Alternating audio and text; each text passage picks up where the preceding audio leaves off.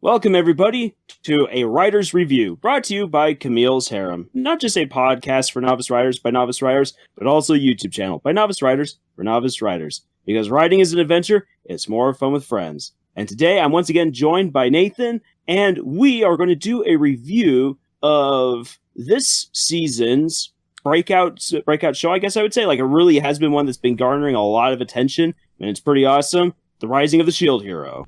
Specifically, what we want to do with this review is we want to bear down on some of the things that we think that this show does really well, especially for an isekai story. But we also kind of want to talk about some things that were like, it could be better here. It's not a perfect show, and we should be able to talk about that. It's not just it's either all terrible or all awesome. Like there is a middle ground here. Yeah.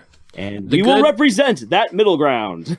Yeah, the good, the bad, and the pretty good, I guess.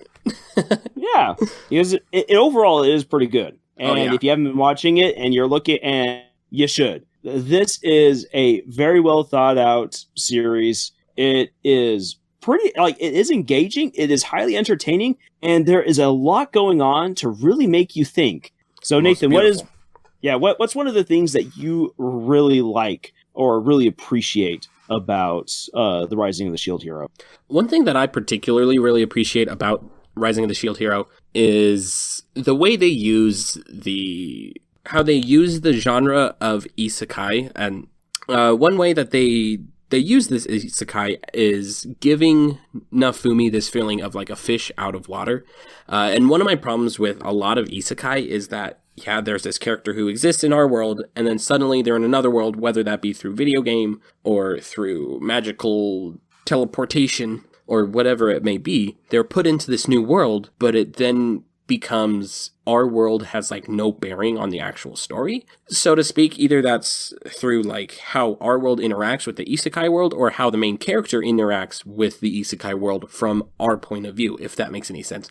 And so, as kind of an example, I thoroughly enjoy Overlord, but one thing that I dislike about Overlord is the fact that there's not a lot that the isekai actually plays into the actual story. Like, it's a phenomenal fantasy story, like, don't get me wrong, but you take away the isekai part of that fantasy and the story doesn't change a lot. And so I feel like Shield Hero does a really good job of kind of straddling this line of being not too much, not enough. And I think that they definitely could do more with that fish out of water context. Kind of like Konosuba does a phenomenal job with this. Mm-hmm. Like kind of showing the differences between these two worlds. But Shield Hero... Yeah, I was just going to say, Konosuba, in my opinion, is the perfect isekai story. Oh, and hands that down. Deserves its own rant and review. Yes. In some future point in time. Yeah. As just a side note, Konosuba is probably my favorite anime that's not Bakemonogatari. It's my favorite comedy at the very least. Yeah. But that's all besides the point. What is one of your favorite things about it? So I just want to quickly add on to what you said, like the whole fish out of water bit. I especially love the point where like it's used against Nafumi that he has Raftalia as a slave. And the other hero's like, how dare you have a slave? Slavery is bad where we come from. And then he's just like, well, that's your opinion. And it's obvious that he has the same opinion, especially if you're like paying attention to episode 1. He doesn't like slavery because, like any good modern age enlightened person, we understand just how terrible the practice of slavery is. But he's been backed into a corner where going the route of having a slave warrior on his side is basically the only way he's going to level up and do what he needs to do as the hero. Yeah. And so when the other characters like berate him and everything, and they are using their status as people from a modern enlightened Earth to deride and belittle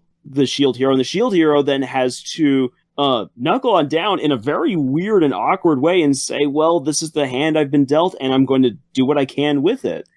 And that further emphasizes his whole fish out of water status, because this isn't how he would normally act. Yeah. But so you asked me, Nate, what's though something that I myself like really enjoy from the show? And I'm going to say this: it's that the shield is actually used as a proper device for both defensive and offensive combat. We were talking about this earlier, and I said I do understand that there is some cultural baggage when it comes to shields, especially for the Japanese, because historically speaking, it's not like the samurai were walking around with round shields, kite shields, or tower shields. If any kind of shield was used, it was most likely used by conscripts and not by the warrior class, as opposed to us who are from European background, where our European ancestry used shields a lot, and shields were a huge part of